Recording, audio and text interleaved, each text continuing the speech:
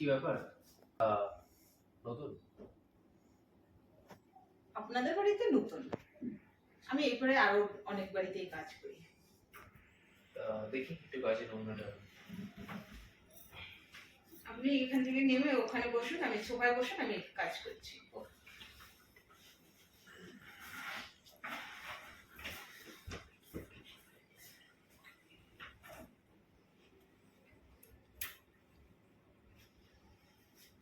ভালো করে করবে না?